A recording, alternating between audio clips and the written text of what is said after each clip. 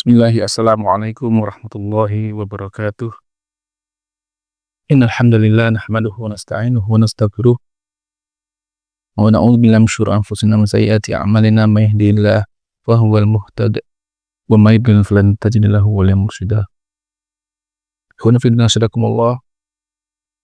Kalau Allah Subhanahu wa taala memberikan kita harta yang lebih dari yang lainnya, memberikan kita rezeki yang berlimpah, maka bersedekahlah.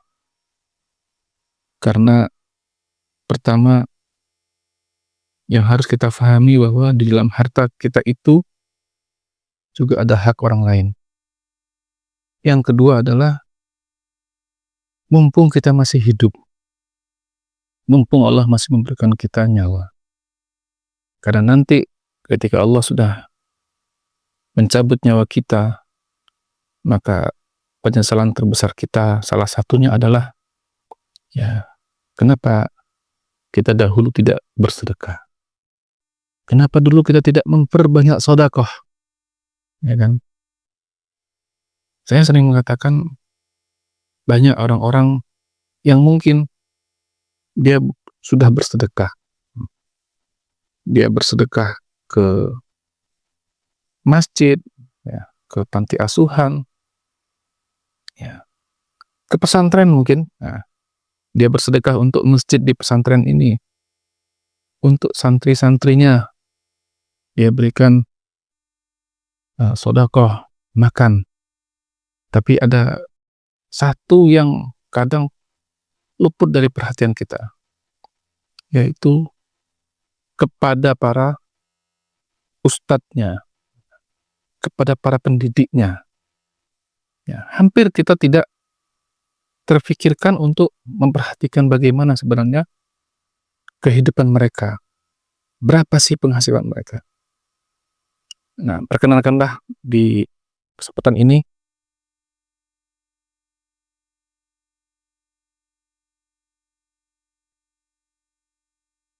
Hidayat Hafizahullah, seorang dai yang tinggal di Badar, Lampung.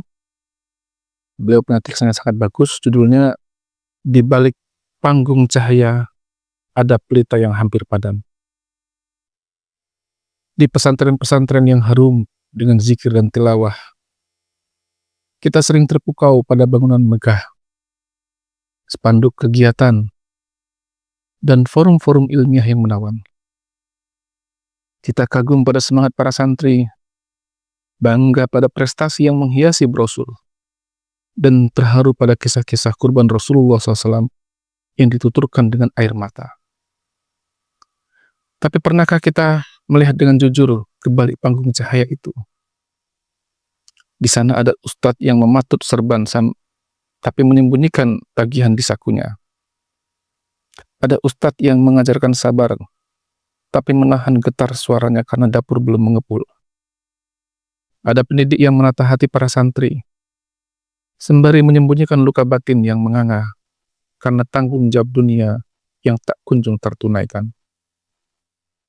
Mereka tidak meminta. Mereka terlalu tahu diri untuk mengeluh. Tapi diam mereka bukan tanda cukup, dan senyum mereka kadang bukan cermin bahagia. Wahai para aghnia, wahai para pemimpin yang kami cintai, dalam hening malam mungkin pernah kalian menangis dalam doa. Maka dengarkanlah, ini juga suara doa-doa daripada pendidik yang bersujud dalam letihnya dan berharap ada tangan saudara yang memahami sebelum mereka runtuh dalam diam.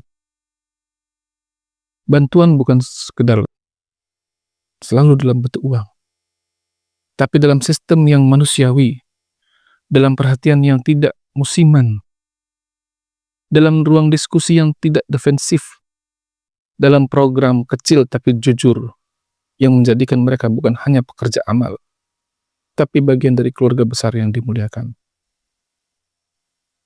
Karena dakwah itu bukan hanya tentang apa yang dikatakan, tapi juga tentang siapa yang tetap kuat untuk terus menyampaikannya.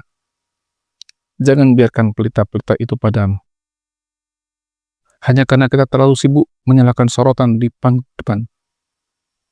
Karena bila mereka redup, maka anak-anak kita akan tumbuh dalam cahaya yang palsu. Ilmu tanpa keteladanan, hafalan tanpa kematangan jiwa. Wahai para agniya, wahai para pemimpin, jika kurban Nabi SAW adalah 100 unta, maka mungkin kurban kita hari ini cukup dengan satu langkah mendengar, satu langkah peduli, satu langkah berbagi beban sesama mujahid ilmu. Sebelum semuanya terlambat, sebelum yang sabar itu pergi dalam senyap, dan kita hanya bisa berkata, mengapa tidak lebih awal aku melihatnya? Unifidasilakumullah. Kalau kita bertanya kepada para alumni pesantren, kepada para lulusan di perguruan tinggi, di jurusan agama Islam, ya, pendidikan agama Islam, itu sedikit sekali kita mendengarkan, ya, ada yang bercita-cita ingin jadi guru, ya, cita-cita jadi ustadz. Kenapa nggak punya mereka cita-cita itu?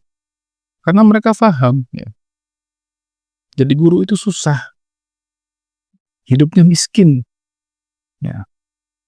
Saya yakin kita sering mendengar, ya, kasus-kasus, ya, bahwa Ustadz A mengundurkan dirinya dari lembaga pesantren A, ya kan, Ustadz B, Ustazah C, ya, pamit dengan baik-baik meninggalkan lembaga pendidikannya dengan alasan ingin membenahi ekonominya. Masya Allah, ya, gimana entah nasib pendidikan agama kita ke depan ini kalau hal ini tidak pernah kita pikirkan. Saya pernah ceramah di sebuah masjid di kota metro, di tengah kota.